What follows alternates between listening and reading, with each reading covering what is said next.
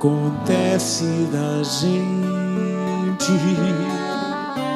num repente chorar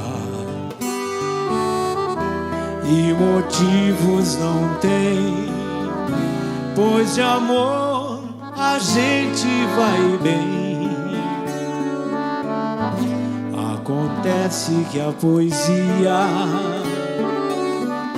já não é muito bastante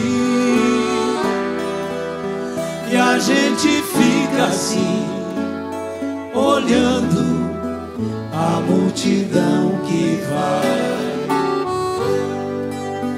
querendo ir também, sem saber onde nem quando vai voltar.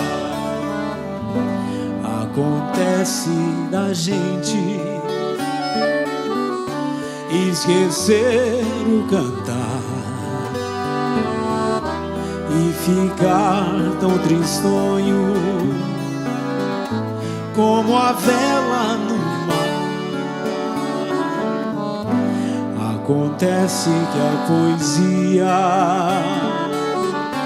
tem sua hora e seu lugar, e amor que for amor vai saber suportar o peso de uma dor. E a dor que for a dor vai saber expulsar o amor que fracassou.